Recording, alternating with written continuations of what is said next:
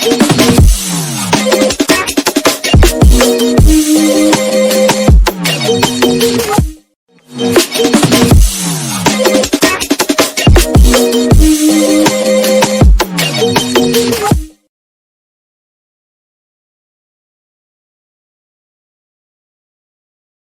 दोस्तों, कैसे हो? आपका स्वागत है त्रिपाण स्टडी सेंटर में। आज जो हम करने जा रहे हैं जिजीविषा की विजय। आखिर जिजीविषा की विजय का अर्थ क्या है?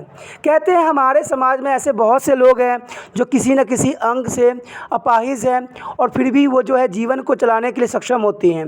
कई लोग तो हार जाते हैं, लेकिन कई लोग जो ऐसे कारनामा कर जाते हैं जिनको अपने मन में स्मरण ही रहता है। ऐसे ही व्यक्तियों से हम इस चैप्टर में मिलेंगे और जानेंगे उनके बारे में कि उन्होंने कौन कौन सी तरक्की किया और देश के नाम रोशन किया और उन्होंने अपने जीवन को साथ में रोशन किया, और जानेंगे और भी बातें। लेकिन चैप्टर को स्टार्ट करने से पहले एक बात जो मैं हमेशा कहता हूं, जिसको आपको सोचना भी चाहिए, विचार भी करना चाहिए और अमल भी करना चाहिए, वो ये है कि जब भी वीडियो देखिए पूरा देखिए, क्योंकि अधूरा जानकारी सदैव खतरनाक होता है। साथ में एक इंपॉर्टेंट बात ये भी रहती है कि अगर आप पहली बार वीडियो देख रहे हो तो लाइक शेयर सब्सक्राइब जरूर कीजिए। देखिए दोस्तों, लाइक कीजिएगा तो इससे ये होता है कि बनाने वाले का जो मनोबल होता है वो बढ़ता है और आपके लिए अच्छा से अच्छा करने की सदैव कोशिश करता है। तो लाइक जरूर कीजिए और लाइक करके मुझे प्रोत्साहित कीजिए, जिससे मैं आपके लिए अच्छा से अच्छा और भी बेस्ट बना सकूं। और शेयर करना तो कहते हैं जग कल्याण के समान है। अगर आप दूसरे जरूरतमंद बच्चे हैं उनको अगर शेयर करते हैं और उन तक ये वीडियो पहुंचाते हो, तो इससे ये होता है कि अगर उनकी आवश्यकता थी और वो उसी वीडियो की प्रतीक्षा में थी और आपके थ्रू वो मिल गया है, तो वो आपके शुक्रिया अदा करेंगे और आपको धन्यवाद देंगे और आपको जो है अच्छा भी कहेंगे। ठीक है। और सब्सक्राइब करना इसलिए इम्पोर्टेंट है कि आप वीडियो तब भेजोगे ना अपने दोस्तों के पास जब आपके पास ही पता लगेगा कि ये वीडियो उनके लिए है। तो सब्सक्राइब करोगे तभी आप तक इसका नोटिफिकेशन जो है मिलेगा और सही समय पर जो है दूसरे बच्चों को भी हेल्प कर पाओगे। दोस्तों, आप सोचते होंगे कि त्रिपाण स्टडी सेंटर जो है सिर्फ वो जो है NIS बोर्ड के लिए ही वीडियो बनाता है या सिर्फ एक ही क्लास के लिए वीडियो बनाता है। ऐसा नहीं है दोस्तों, ये जो है कई मायनों में हर जगह जो है हेल्पफुल है, क्योंकि ये जो है 8th class 9th 10th 11th 12th CBSE के सभी चैप्टरों को जो है कवर करता है। प्लस जो है NIS बोर्ड 10th हो या +2 हो, सभी सब्जेक्टों को कवर करता है। प्लस जो है ये पंजाब यूनिवर्सिटी के फर्स्ट सेमेस्टर से लेके 6th सेमेस्टर तक 8 सब्जेक्टों को जो है कवर करता है। और जो है BA के बाद जो है MA है। MA में जिन बच्चों की जो प्रॉब्लम होती है उनको भी सोल्यूशन करने के लिए त्रिपाण स्टडी सेंटर सदैव अग्रसर है। तो कहते हैं इतना हेल्पफुल हो जाने के बाद भी अगर त्रिपाण स्टडी सेंटर को आप सब्सक्राइब नहीं करते हो तो आप दूसरे बच्चों को भी हेल्प नहीं कर पाओगे। तो सोचिए मत, विचार मत कीजिए, अभी त्रिपाण स्टडी सेंटर को सब्सक्राइब कीजिए, लाइक कीजिए, शेयर कीजिए और दोस्तों के साथ इसको व्हाट्सएप स्टेटस पे लगाइए। ठीक है दोस्तों, ये तो था आपके लिए। अब देखते हैं हमारे आज सिलेबस में क्या है। जिजीविषा की विजय में क्या है? कहते हैं अपंगता को हम प्रायः जीवन की अभिश्राप मान लेते हैं।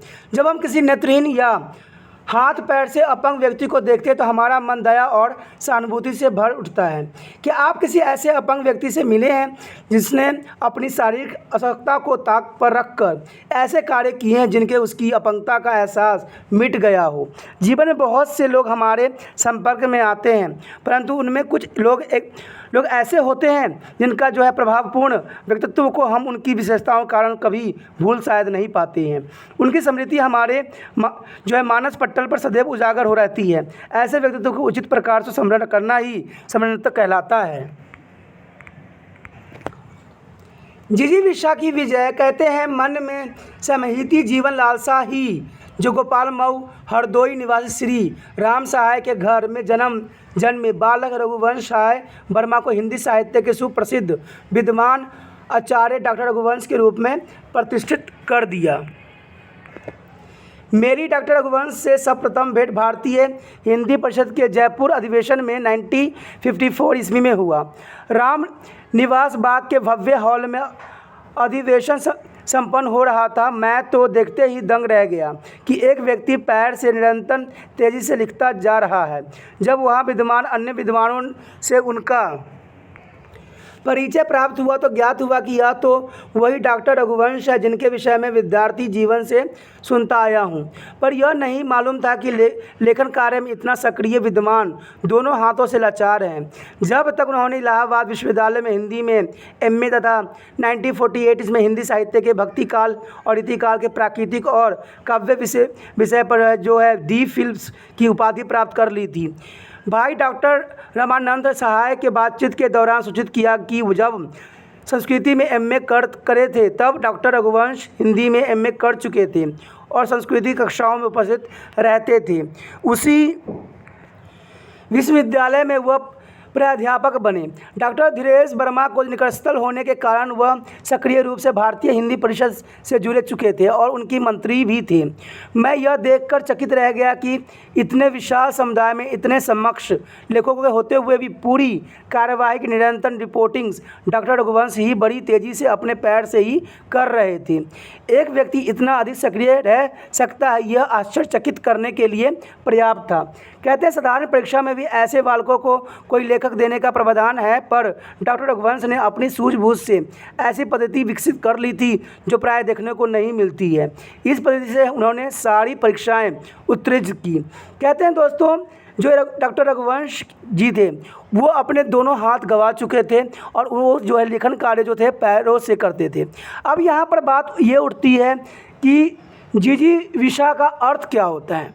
जिजीविषा का अर्थ होता है जीवन जीने की साहस, यानी जीवन जीने की जो है उल्लास। देखिए दोस्तों, कहते हैं कि अगर कोई व्यक्ति में अगर जीने की इच्छा हो, जीने की चाहत हो, तो कहते हैं अगर उसके सामने वातावरण की जो परिस्थिति है विचित्र हो और विकट हो, फिर भी क्या करता है वो व्यक्ति जो है अपने लिए उस वातावरण को बदल देता है। यहाँ पर जो है डॉक्टर रघुवंश जो थे वो भी इसी चीज़ के एग्जाम्पल और उदाहरण बन गए थे। कहते हैं उनके पास दो हाथ नहीं थे। कहते हैं लिखने के लिए दो हाथ बहुत ही ज़रूरी होता है। अगर दो हाथ नहीं तो एक हाथ से तो लिखा ही जाता है, लेकिन जिसके पास दोनों हाथ ना हो और वो जो है कैसे लिखे।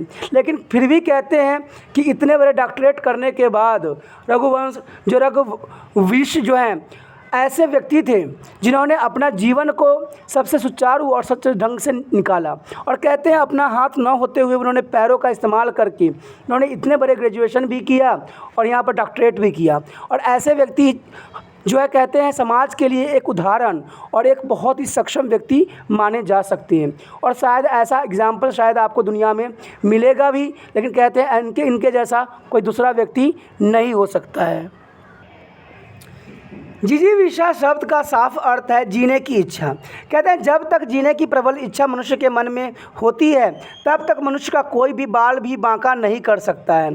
मन हम सबके जीवन में अहम भूमिका निभाता है। मन ही सबका मित्र है जो हर मुसीबतों में पास खड़ा होता है, साथ देता भी है और मन हर मुश्किल काम को आसान कर देता है। बचपन से मेरी तमन्ना थी कि मैं अपनी पहचान ऐसी बनाऊं ताकि हर इंसान मुझे मेरे नाम से जाने, न कि मेरे पिता या पति के नाम से। और सचमुच तैसे जब तक साफ काफ़ी लंबा था मगर अच्छा था। मुझे मेरी मंजिल मिली, मेरे सपने साकार हुए। आज मेरे नाम से देश नहीं विदेश में भी लोग जानते हैं मुझे। यह सब कुछ मेरी जिजीविषा के कारण ही हो पाया। तो इन्होंने साफ शब्दों में इस बात को जो है कहा था। डॉक्टर रघुवंश के इसी इच्छा शक्ति ने उनको आगे बढ़ने की प्रेरणा दिया और वो जाके जो है इतने बड़े जो है साहित्यकार में अपना नाम जो है रोशन कर पाए। कहते हैं इसमें दो राय नहीं है कि उन्हें प्रेरणा मिली हिंदी भाषा साहित्य के प्रकाश स्तंभ डॉक्टर धीरेन्द्र वर्मा से और जो है अभूतपूर्व सहयोग और सहायता मिली डॉक्टर रामस्वरूप चतुर्वेदी से। संयोग से जो है एलंगनाग में डॉक्टर रघुवंश और डॉक्टर चतुर्वेदी साथ ही एक घर में ही निवास करते थे और जो है बैंक रोड स्थित अपना स्थायी आवास भी पड़ोसियों के रूप में बनवाया, जहां अब दोनों ही निवास कर रहे हैं। लेकिन यह सब तो हुआ इलाहाबाद आने के बाद ही। मैं निरंतर सोचता रहा कि आखिर कौन सा तत्व है जिसमें रघुवंश विपरीत परिस्थिति में भी आगे ही बढ़ते गए। काफ़ी सोच विचार के बाद मत बनाया कि हो न हो उन्होंने अपने मन में कुछ बनने की जो है ठान ली हो। एक बार दिल्ली में मन क्या है विषय पर जो है अंतर्राष्ट्रीय संगोष्ठी हुई थी। देश विदेश के विद्वान ने वैज्ञानिकों ने गंभीर विचार विमर्श कर मन को प्रभावित करने की चेष्टा भी की थी। यह माना गया कि मन मस्तिष्क नहीं है। वैज्ञानिक के अनुसार मस्तिष्क शरीर के भीतर एक सर्वाधिक महत्वपूर्ण केंद्र है जिसमें बहुत कुछ घटता रहता है। मस्तिष्क की तरंगे का कोई चेतना, कोई चित्त, कोई संज्ञान की संज्ञा देती है।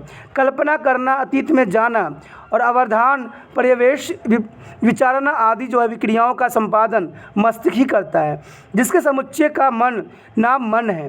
मन के विद्वानों के 3 मंजिल भवन नवरत्नकला और वात्सल्य समर्पित माना लगता है। अंतर्द्रिय अनुभवों से केंद्र मन जो है स्प्रिल में ही उन्होंने पक्का विचार बना लिया होगा। उन्होंने जो लेखन कार्य किया है वो बहुत ही से उन विद्वानों ने भी सम्मत नहीं हो सका जिन्होंने मजबूत हाथ लेकर जन्म लिया था। मात्र मन की मजबूती से ही कालांतर में वह सर्वोच्च पद पर प्रतिष्ठित हुए। इस समय मुझे जो है महाकवि प्रसाद की पांति स्मरण आ रही है। मन जब निश्चित सा कर लेता कोई मत है अपना, बुद्धि देव बल से प्राण का जो सत्व निरखता सपना। यह मन ही है जिसमें चाह है, लक्ष्य है, वही उसमें पवित्रता, कोमलता और प्रियता है। कहते हैं मन ऐसी चीज़ है जिसमें अगर आप एक बार ठान लो तो उसे करने की सारी शक्तियाँ आप में प्राप्त हो जाती है। क्या पता यही मन जो है उनको प्रेरणा दिया हो।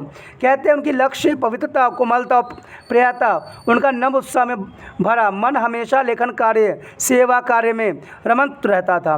हर प्रकार की स्वच्छता की भावना उसके स्वभाव के अभिअंग रही है।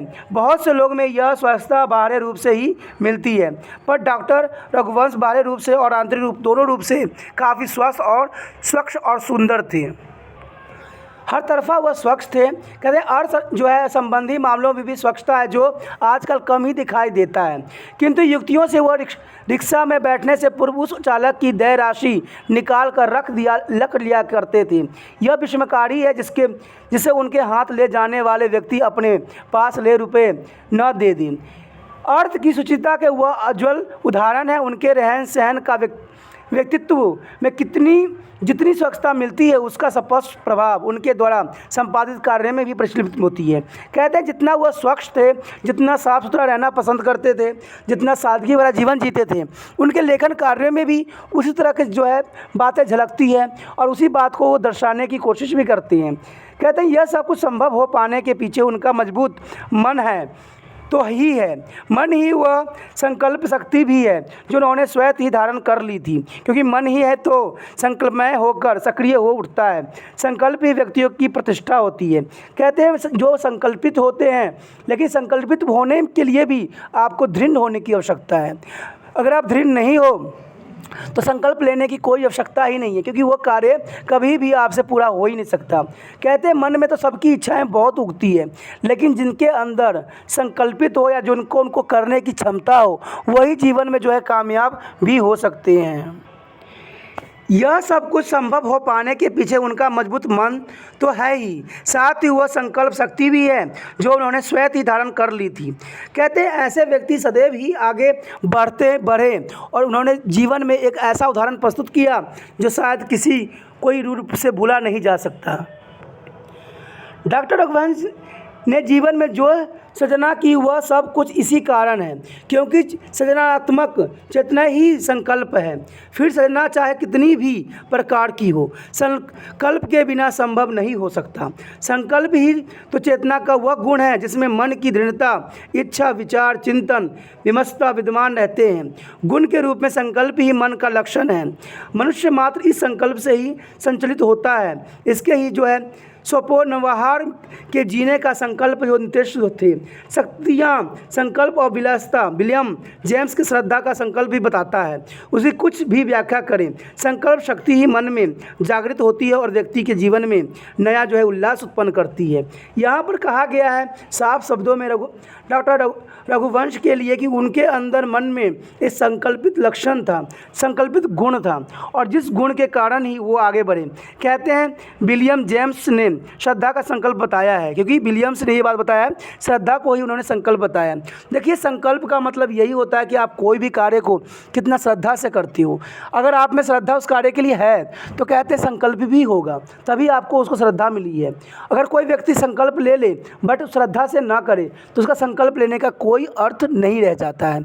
लेकिन यहाँ पर जो है डॉक्टर रघुवंश बेशक उनके पास हाथ नहीं थी, लेकिन उनके इच्छा शक्ति और मन की शक्ति ने उनको इसको आगे बढ़ाने के लिए प्रेरित किया। और कहते हैं इतने बड़े जो है साहित्यकार में उनका नाम जो है रोशन किया, और वो सभी लोगों के लिए जो है एक उदाहरण से बन गए। कहते हैं जिनके अंदर ऐसी संकल्प होती है उनमें ऐसे ही बहुत से गुण भी पैदा होते हैं जिसके जीवन का अर्थ देती है। तभी तो जो है मनुष्यों ने सर्व संकल्प में स्वीकार भी किया है। इस संकल्प शक्ति के कारण ही डॉक्टर रघुवंश निरंतर लिखते रहे। तंतु जाल, अर्थहीन, छायालय, कथा साहित्य, हरिघाटी, यात्रा स्मरण, मानस सूत्र, ईर्षा जीवन, नाट्यकला, साहित्य का नया प्रक्षेप आदि कृतियाँ प्रकाशित भी हुई। केंद्रीय हिंदी संस्था आगरा में जो विशिष्ट व्याख्यानमाला के अंतर्गत भाषण दिए, उनके संस्थान ने भी यह समसामयिक हिंदी कविता और आलोचना से प्रकाशित भी हुआ। हम हमेशा उनका व्यक्तित्व सम्य रहा। व्यक्ति की वृत्ति और प्रसन्नता का रूप ले लेती है, उसके बाद स्वयं ही वो समय झलकती है और चेहरा तेज से है दमकता है। प्रसन्न वृत्ति सुमवत्यम, मैं किसी से कम नहीं हूँ, यह भाव प्रारंभ से ही उनमें विद्यमान रहा। सच्चे अर्थों में वह कर्म योगी रहे हैं। शारीरिक दृष्टि से छोटा नहीं, अत्यवसायित बाधा होते हुए भी मन कर्म के निरंतर रत रहा और नव नव प्रकाश विकीर्ण होता रहा। डॉक्टर रघुवंश के अधिक निकट से देखने का सौभाग्य मुझे जो है 1963 में मिला। इस बार भी भारतीय इतिहास हिंदी परिषद का अखिल भारतीय अधिवेशन था। यह अधिवेशन डॉक्टर नगेंद्र की अध्यक्षता में अलीगढ़ मुस्लिम विश्वविद्यालय में संपन्न हुआ, जिसका उद्घाटन महादेवी जी ने किया। परिषद के विविध क्रियाकलापों से जुड़े होने के कारण डॉक्टर रघुवंश पर विशेष उत्तरदायित्व था और मैं विश्वविद्यालय में कार्यरत था। उस समय उनकी कार्य पद्धति से अधिक अवगत हुआ, यानी उनके कार्य पद्धति के बारे में मुझे जानने का जो मौका मिला और उनके बारे में और जानने का जो मौका मिला 1963 में मिला, जब अलीगढ़ मुस्लिम विश्वविद्यालय में जो एक उद्घाटन था उसमें उनको बुलाया गया था। जो आत्मविश्वास पूर्वक कार्य करता है उसकी योग्यता तो उनके कार्य से ही प्रकट होती है। यही कारण है कि डॉक्टर धीरेन्द्र वर्मा के निर्देश में जब हिंदी साहित्य कोश का निर्माण आरंभ हुआ तो डॉक्टर रघुवंश न केवल संपादक मंडल में रहे वरन उन परियोजनाएं और संयोजकत्व भी किया। उन्होंने कोश के लिए जो लेखन कार्य भी किया। हिंदी साहित्य कोश के प्रकाशन में उनका बड़ा ही योगदान रहा।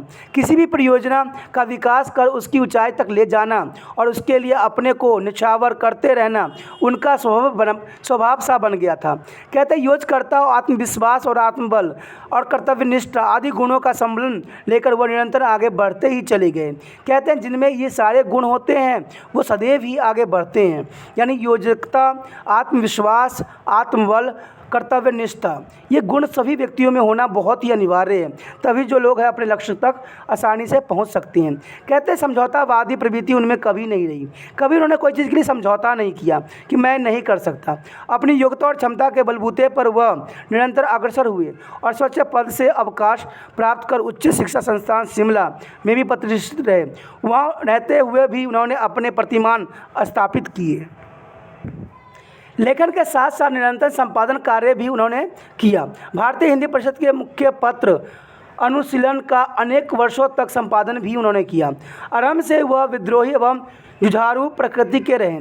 लोहिया जी की जो विचारधारा से वह प्रभावित रहे। देश में आपातकाल की घोषणा के बाद उन्होंने कारागार से जो पत्राचार किया वह पत्र विधि की जो अभूतपूर्व कृति बन गई और बाद में जेल और स्वतंत्रता शीर्षक से प्रकाशित हुई। इस प्रकार डॉक्टर रघुवंश मन जिसका मजबूत के जीते जागते उदाहरण हैं। डॉक्टर रघुवंश के व्यक्तित्व का मूल्यांकन अधूरा रह जाएगा यदि उनके विचार रूप को न समझा जाए। उनके प्रत्येक आलेख में उनकी मौलिकता तो झलकती ही है, पर विचार का स्वरूप सबसे अधिक मुखर हुआ है। जब विचारों के त्रैमासिक क ख ग उनके प्रयासों से आरंभ हुआ, वह उनके संपादक मंडल में भी थे और संयोजक भी थे। कहते हैं जुलाई 1963 में जो प्रवेशांक में दृष्टिकोण के अंतर्गत उनका सुविचारित आलेख नए राष्ट्र और वर्तमान की चुनौतियां प्रकाशित हुई, जिसके कुछ अंश आज 3 दशक के बाद भी समर्पित होने के कारण अद्यतन करना चाहता हूं। इसका सार संक्षेप में मूल्य भाव का उलझन होने के खतरा है। अतः कुछ उपयोगी अंश इस प्रकार है। यदि सचमुच एशिया और अफ्रीका का विकसित होना है तो अपने सभी प्रश्नों के निजी संदर्भ में रखकर देखना होगा। विकास की यह पद्धति मूल्य भ्रामक है कि जिस रेखा में किसी दूसरे देश में उन्नति की है, उसी रेखा पर आगे बढ़ा जा सकेगा, जिसका कि रेखा का प्रत्येक बिंदु आगे आने वाले बिंदुओं के अग्रसर करने में सहायक हुआ है। स्वयं पीछे रहकर पिछड़कर ऐसी स्थिति में दूसरा व्यक्ति या राष्ट्र अपने विकास के लिए उस रेखा का अनुसरण करना चाहेगा जो वह सदा के लिए अनुवृत्त बना रहेगा और पिछड़ा रहेगा। विकास की जो है प्रतिद्वंदिता में और बिना प्रतिद्वंदिता के विकास कभी संभव नहीं होता है। सदा अपनी स्वतंत्रता रेखा खींचना ही होगा, अपना निजी मार्ग बनाना ही होगा, वह कितना भी छोटा प्रयत्न क्यों न हो न लगे। परंतु एक और तो उस रेखा पर हमारी दृष्टि विकसित राष्ट्र के उच्चतम बिंदु पर रह सकेगी और दूसरे और हमारी सर्वजात्मक प्रतिभा को पुण्य मुक्ति मिल सकेगी। एशिया तथा अफ्रीका के सभी स्वाधीन देशों को यूरोप की वैधानिक पराधीनता से मुक्त होकर अपनी निजी प्रतिभा का अनुभवपोषण करना होगा और अपने निजी वैश्वित्व के बिना उसके विकास की संभावना पर विचार किया ही नहीं जा सकता। आर्थिक सहायताओं से अब विकसित देशों की आर्थिक नीति, औद्योगिक पद्धति तथा विकास की दिशा निर्धारित हो जाती है और ये देश बिना मौलिक रूप से विकसित हुए ही विकास के अनुभव करने लगते हैं और बिना संतुलन संपन्नता के अभ्यास पाने लगे होते हैं। कहते हैं चिंतन के 2 पक्ष होते हैं। चिंतन के पक्ष में शुद्ध सैद्धांतिक ज्ञान और राष्ट्रीय स्तर पर प्रयोग और प्रश्नों की निश्चित योजना। चिंतन के क्षेत्र में निरंतर अंतर्राष्ट्रीय के आधार पर आगे बढ़ा जा सकता है और विज्ञान तथा प्रविधि के क्षेत्र में मौलिक तत्वों, सिद्धांतों और पद्धतियों के आधार पर अग्रसर हुआ जा सकता है। रूस और जापान ने यही करके दिखा भी दिया। अपने मौलिक विशेषता और सृजनात्मक प्रतिभा के सहारे आगे बढ़ा और उनके विकास का मार्ग वही भाग होगा। निष्कर्ष रूप से डॉक्टर रघुवंश ने इस लंबे लेख में घोषणा की, आज इन नई स्वाधीनता प्राप्त और विकास की कामना करने वाले राष्ट्र को सबसे बड़ी मांग होनी चाहिए वैदिक मुक्ति और मौलिक जो है सृजनशीलता का अवसर। इस लेख में डॉक्टर रघुवंश ने साफ शब्दों में ये बात बताया है कि किसी भी राष्ट्र को विकास करना है तो उसको अपने रूल रेगुलेशन, अपने नियमों से आगे बढ़ना पड़ेगा।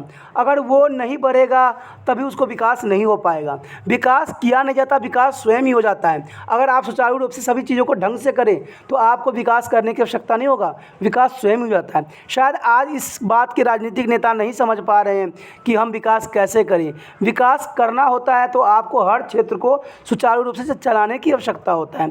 आपने देखा ही होगा, अगर भारत देश में आप निवास करते हो तो आए दिन आपको दिखता होगा कई तरह की समस्याएं जो है आज सामान्य बात बन के रह गई है। तो सरकार सोचती है कि इसमें बहुत सारे पैसे लगाए जाएं, बहुत सारे कार्य किया जाए तब जाके ये इसका समाधान होगा, लेकिन ऐसा नहीं है। अगर वो छोटे तौर पे भी उसको करना स्टार्ट कर दे तो संभव है कि ये पूरा कार्य संभव हो जाएगी और जो अगर लोगों की तकलीफ़ कम जाएगी तो देश ऑटोमेटिक जो है विकास हो जाएगा। विकास हमें दिखाना नहीं होता, विकास हमें स्वयं करना होता है। दूसरा विकास देख के वो आगे हमें नहीं बढ़ा देगा। हमारा देश को अगर मजबूत बनाना है तो हर क्षेत्र को आगे बढ़ाना है, क्योंकि इसमें आपको पता ही कि हमारा देश सदैव एग्रीकल्चर यानी कृषि प्रधान देश कहलाया है। तो सरकार को कृषि प्रधानता को ही कायम रखना है। कहते हैं हमारी जो संसाधन है उसी से हमें आगे भी बढ़ना है।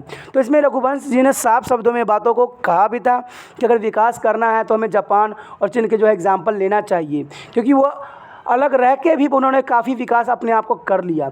भारत को भी ऐसी बात सोचने की आवश्यकता है, समझने की आवश्यकता है और जानने की आवश्यकता है कि विकास किया नहीं जाता, विकास स्वयं होता है।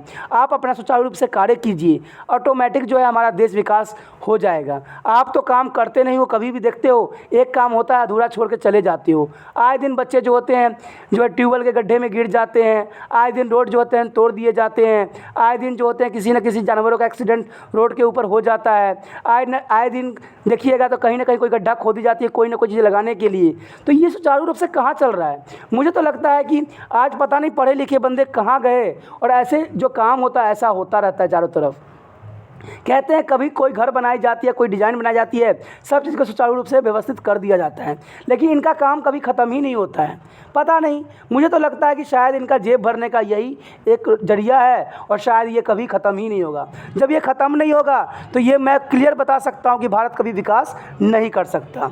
इसमें आगे जो कहते हैं डॉक्टर रघुवंश जी के बारे में बताते हैं लेखक कि वैदिक जागरूकता के लिए क ख ग का प्रकाशन महत्वपूर्ण उपलब्धियां रही है। ईमानदारी से सोचते हुए कहने की शुरुआत इस पवित्र पत्रिका का माध्यम से हुई, जिसका श्रेय डॉक्टर रघुवंश के विचारक रूप को ही जाता है। डॉक्टर रघुवंश का विचारक रूप निरंतर प्रखर होता गया, जिसका जो है दृग्दर्शन उसकी प्रकृतियाँ मानव जो है पुत्र ईर्षा और जीवन और दर्शन में हुआ।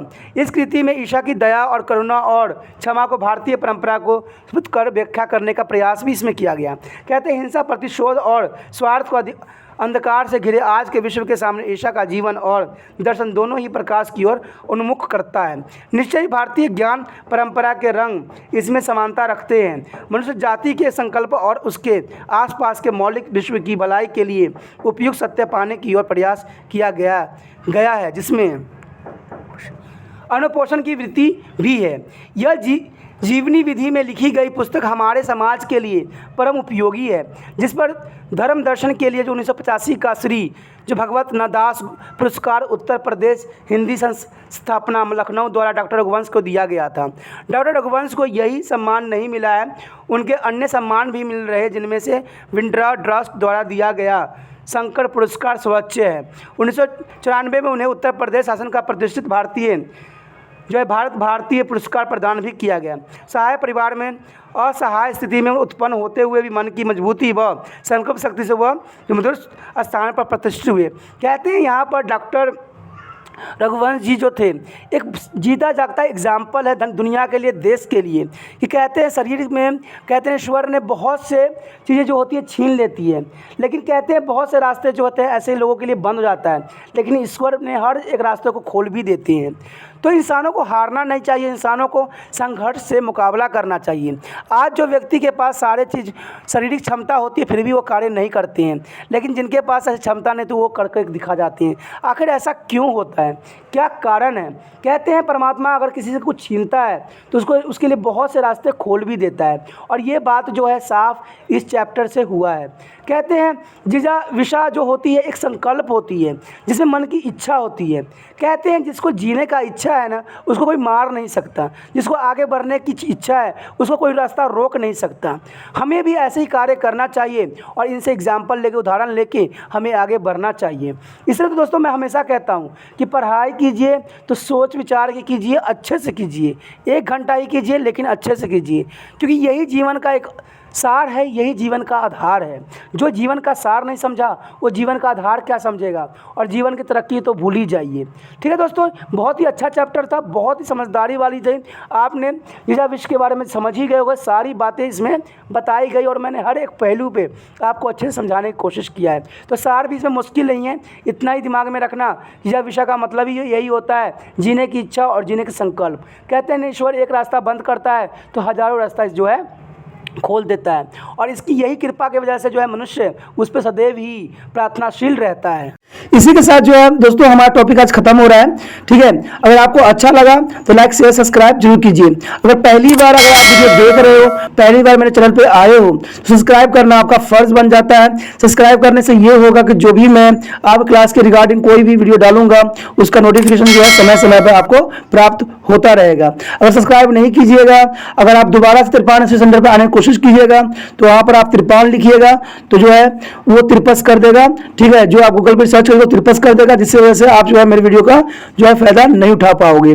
तो सोचिए मत, विचार मत कीजिए, सब्सक्राइब कीजिए। आप सोचते होइएगा कि मेरे जो एग्जाम खत्म हो जाने के मेरा क्या जरूरत है त्रिपाण स्टडी सेंटर से, ठीक है, तो इसलिए सब्सक्राइब नहीं करने का सोचिएगा। लेकिन दोस्तों ऐसा नहीं है, त्रिपाण स्टडी सेंटर जो है बहुत हेल्पफुल है। क्यों? क्योंकि ये जो है आपके 8th class, 9th, 10th, 11th, 12th जो आर्ट्स के सब्जेक्ट को कवर करता ही है, प्लस जो है ये NIC बोर्ड के जो है 10th प्लस 2 को भी कवर करता है। साथ में BA जो है फर्स्ट ईयर से लेकर 6 सेमेस्टर तक बच्चों के लिए ये अग्रसर रहेगा आर्ट्स सब्जेक्ट में। तो सोचिए नहीं, विचार नहीं कीजिए, काफी जो है त्रिपाण स्टडी सेंटर का फायदा ही फायदा है, ठीक है। अगर आप मुझे प्रोत्साहित करोगे तो आपके लिए मैं तरह तरह के वीडियो बनाऊंगा जो आपको फायदा पहुंचाएगा। एग्जाम के तौर पे मैं आपको जो है पेपर भी आपको सोल्यूशन करके दिखाऊंगा जो आपके लिए फायदेमंद रहेगा। अगर नहीं सब्सक्राइब कीजिएगा, मेरा मनोबल घटेगा, तो हो सकता है कि आपको फिर दोबारा मैं ना वीडियो बनाऊं और आपको फायदा ना पहुंचाऊं। तो अभी भी नहीं सोचिए, मेरा जितना आप फैलाइएगा, जितने दूसरे बच्चों के साथ शेयर कीजिएगा, उतना जो है मैं आपके लिए कार्य करने में अग्रसर रहूंगा, ठीक है दोस्तों। इसे सोचिए मत, विचार मत कीजिए, अभी सब्सक्राइब कीजिए और अपने व्हाट्सएप स्टेटस पे लगाइए और दूसरे बच्चों के साथ भी शेयर कीजिए, ठीक है दोस्तों। अपना ध्यान रखना, बाय।